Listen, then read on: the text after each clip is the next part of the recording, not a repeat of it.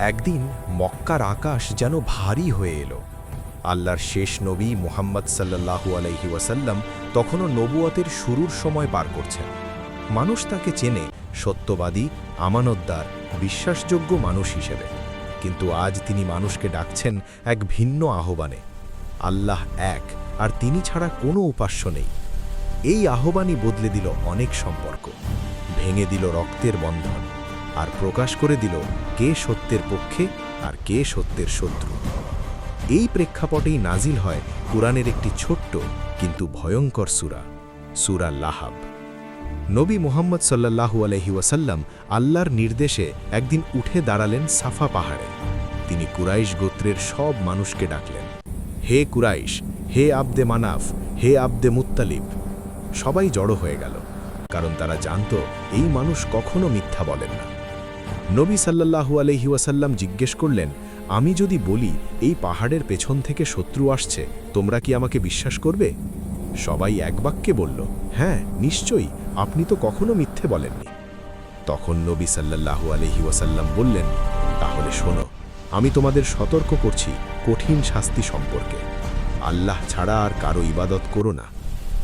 এই কথা শোনা মাত্রই ভিড়ের ভেতর থেকে একজন চিৎকার করে উঠল। সে আর কেউ না, নবীর নিজের চাচা।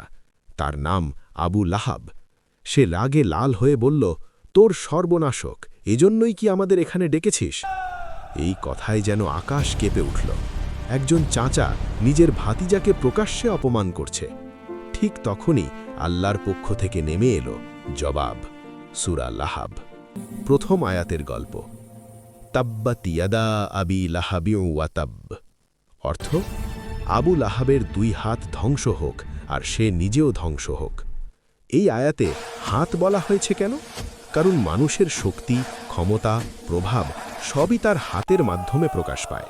আল্লাহ যেন বলছেন, যে হাত দিয়ে তুমি সত্যকে থামাতে চাও, সেই হাতই ধ্বংস হবে। আবু লাহাব ভাবত, আমি ধনী, আমি শক্তিশালী, আমি মুহাম্মদকে থামিয়ে দেব।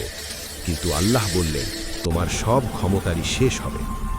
দ্বিতীয় আয়াতের গল্প, মা আগনা আনহু মা লুহু ওয়ামা কাসাব। অর্থ, তার ধন সম্পদ ও উপার্জন তার কোনো কাজে আসবে না। আবু লাহাব ছিল মক্কার বড় ধনী।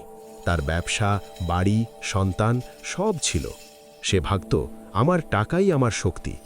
কিন্তু আল্লাহ বললেন, এই সম্পদ তোমাকে বাঁচাতে পারবে না। আজও এই আয়াত আমাদের মনে করিয়ে দেয়, ব্যাংক ব্যালেন্স, পদ, খ্যাতি কোনোটাই আল্লাহর সামনে কাজে আসবে না যদি ঈমান না থাকে। তৃতীয় আয়াতের গল্প, সায়াসলা নারান যাতা লাহাব। অর্থ, সে দগ্ধ হবে লেলিহান আগুনে। যার নামই ছিল লাহাব, আগুন, তার ঠিকানাও হলো আগুন। এই আগুন শুধু জাহান্নামের আগুন নয়, এটা তার দুনিয়ারও আগুন। রাগ, হিংসা, অহংকার সব মিলিয়ে তার জীবনটাই ছিল আগুনে ভরা। এবার আল্লাহ কথা বললেন তার স্ত্রীকে নিয়ে।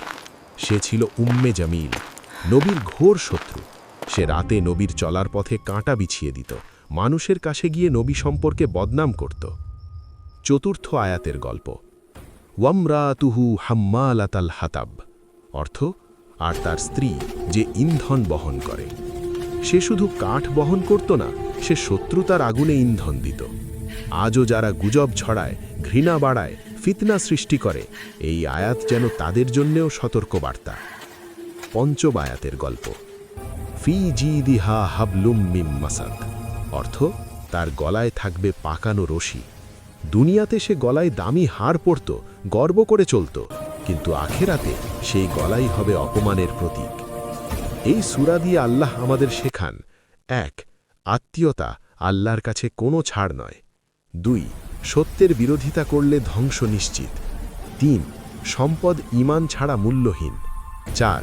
নারী পুরুষ সবাই নিজ নিজ আমলের দায়ী। ৫.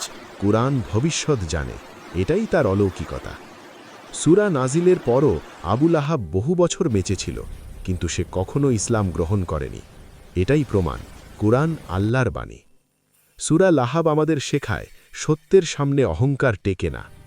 আজ প্রশ্ন আমাদের জন্যে, আমরা কোন দলে? আবু লাহাবের দলে, না মুহাম্মদ সাল্লাল্লাহু আলাইহি ওয়াসাল্লামের দলে? আল্লাহ আমাদের সবাইকে সঠিক পথ বুঝে নেওয়ার তৌফিক দিন। আমিন।